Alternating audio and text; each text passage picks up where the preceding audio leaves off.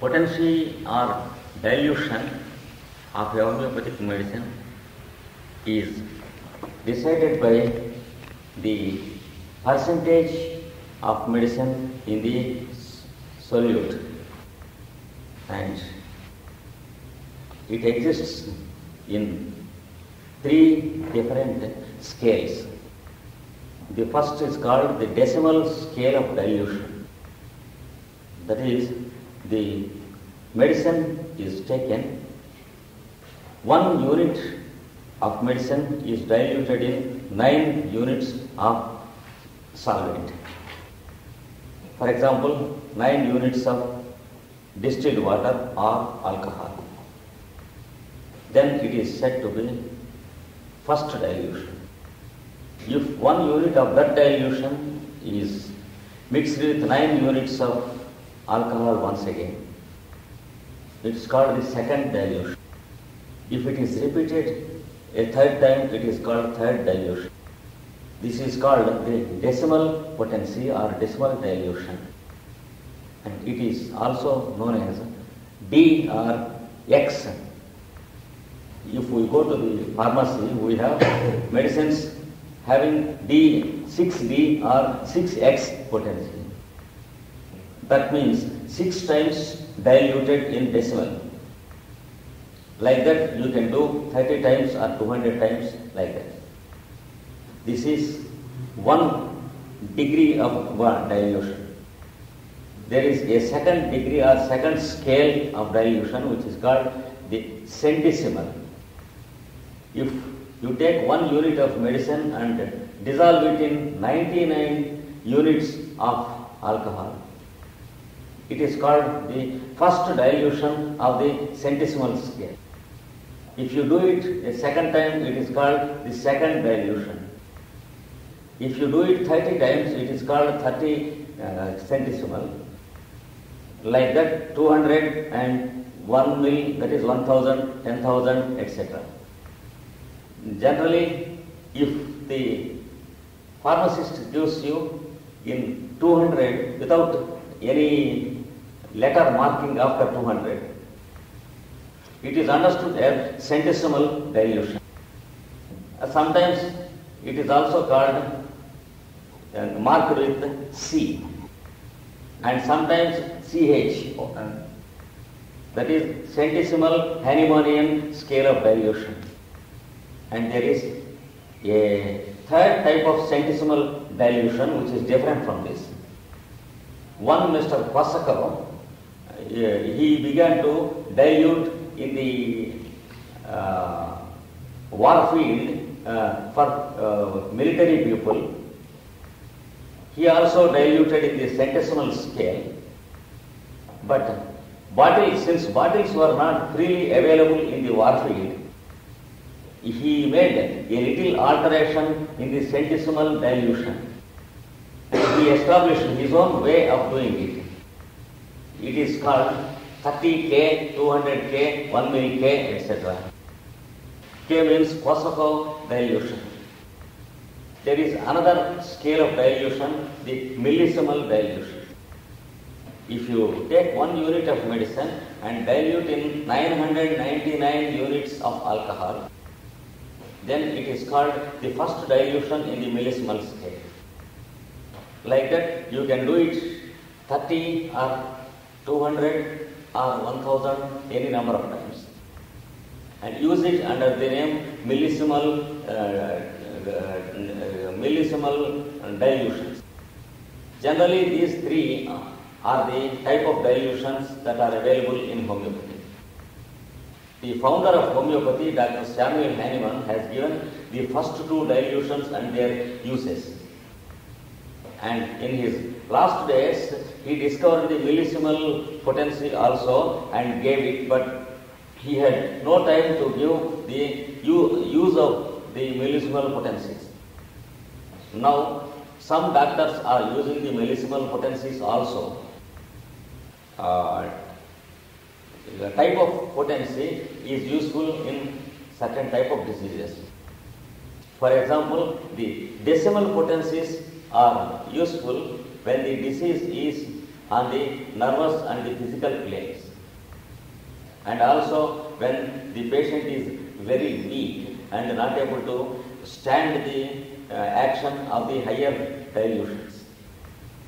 And the centesimal potencies are the most often used potencies among homeopathic medicines. Generally, for diseases of nervous system and mental diseases, and also what are called the chronic and the so-called incurable diseases, it is the centesimal dilutions that are often used in higher potencies. And the general rule to use a potency is that we should use the lower potencies when the disease is on the physical plane. Suppose there are diseases like cholera and dangerous diseases without having anything on the mental plane, and they are highly dangerous, and the patient should be saved within hours, otherwise he may die within 2 or 3 hours sometimes. And also in cases of food poisoning, animal poisoning and insect poisoning, in such cases very low dilutions should be used. For example, mother tincture or 2 dilution or 3 or 4 or 6 in centesimal.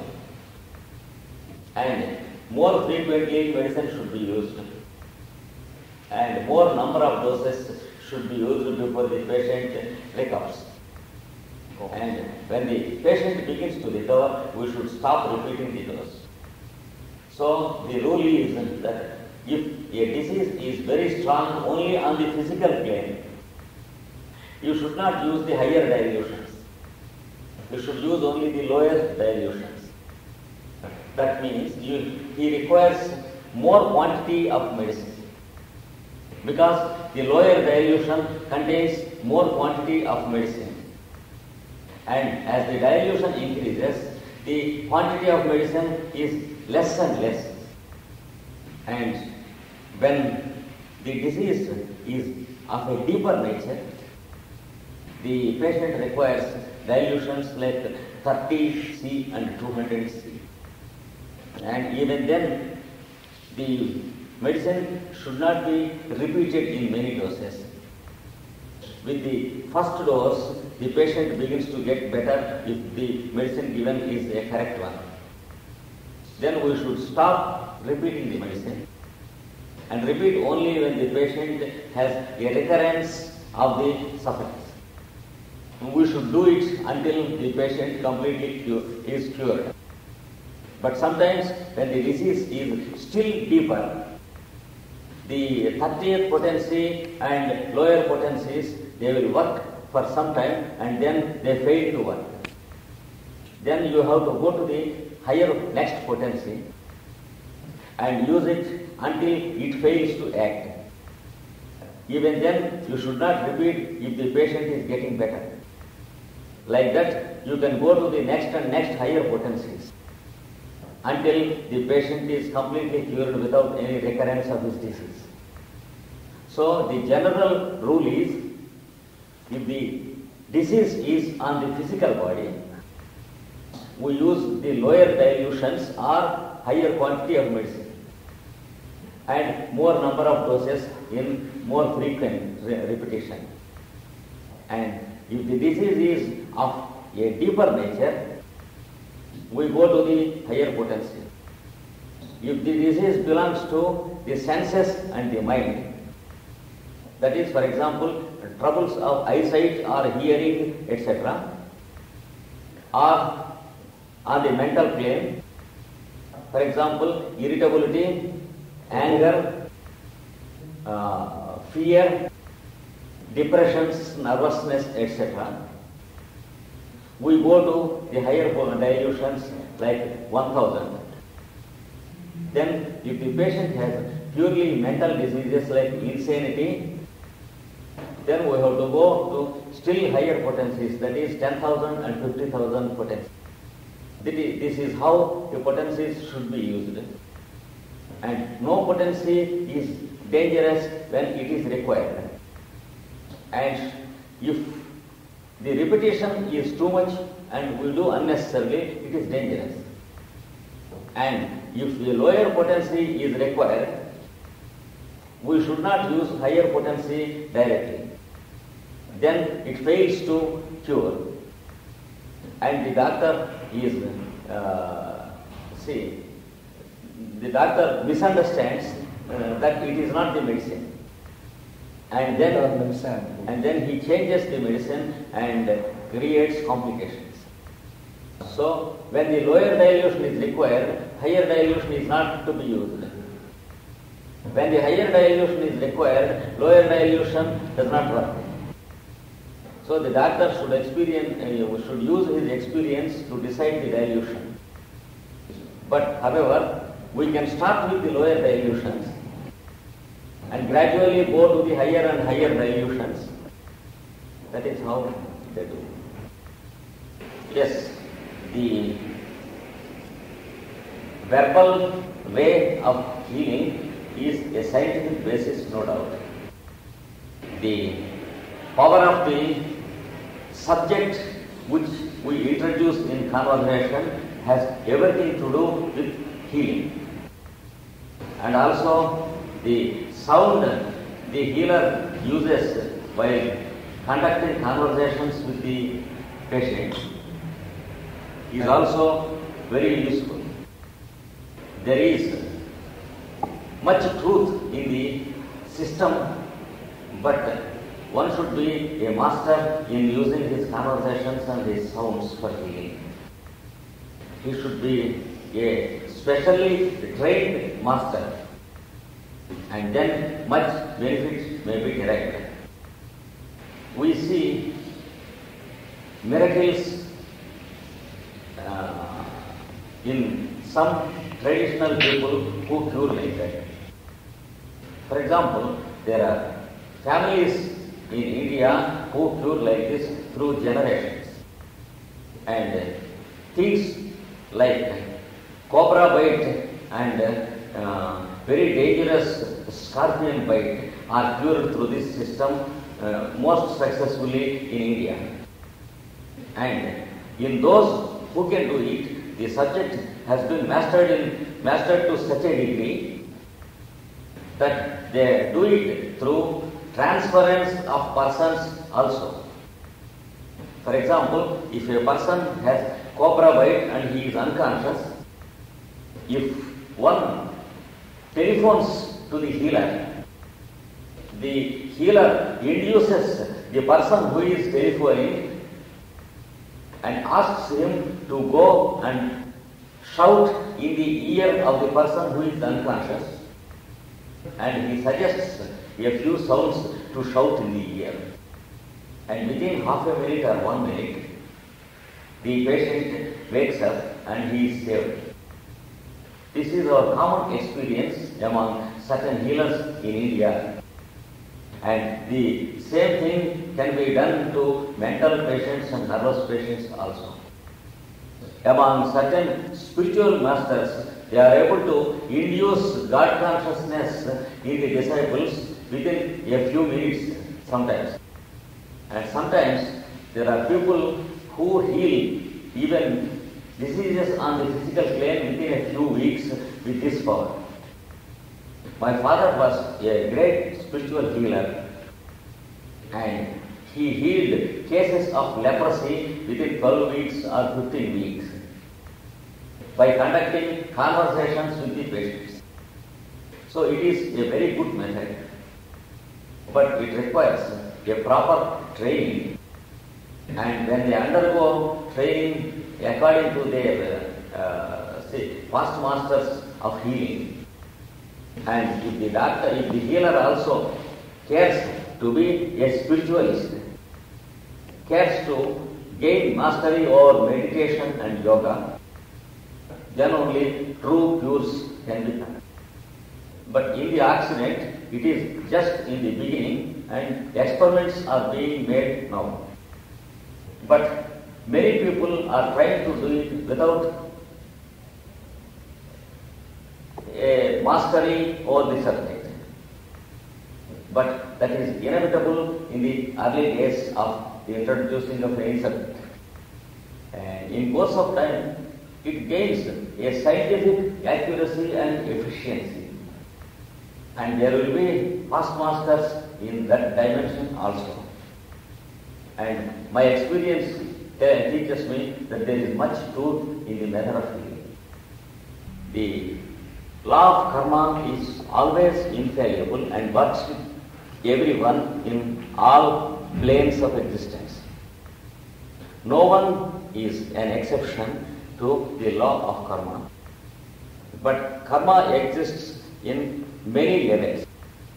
In people who have crossed a certain degree of ethical standards and who have attained a certain degree of selflessness and who have no personal karma of their own, they begin to represent sometimes the karma of the race or the nation, and sometimes they represent the karma of this planet Earth as a whole, because they are very happy to take up the unfortunate karma of the whole planet.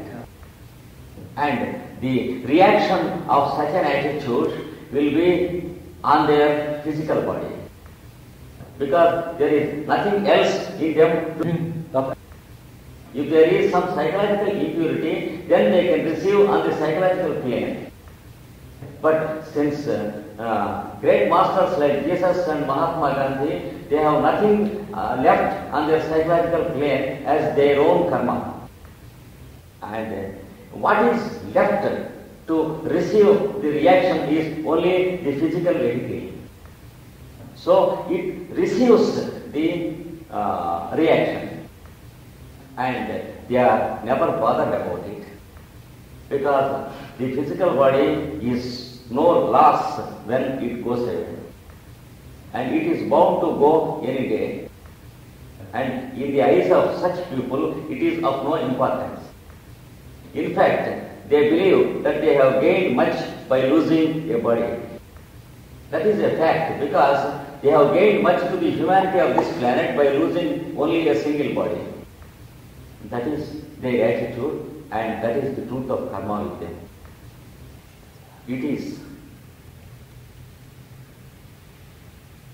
no doubt every action has its own result, and nobody can deny it. And when we kill mosquitoes, it has its own effect upon us, but it belongs rather to collective karma than individual karma, because present humanity in the 20th century has done many horrible things against little beings like insects. Because man tried to clear off the other insects by making a genocide of a certain species. For example, in some countries, they have extinguished animals like tigers and lions. And in certain countries, they have extinguished scorpions and snakes. And in some areas of China, they have extinguished sparrows. So, this is a horrible collective karma which has horrible consequences upon the humanity. And the whole humanity suffers with new types of bacteria and things like mosquitoes and insects. And in such matters, the individuals are not at fault, because this is a time which marks big changes in the fate of humanity. Generally, things will not be like this. But under normal conditions that are not like our century,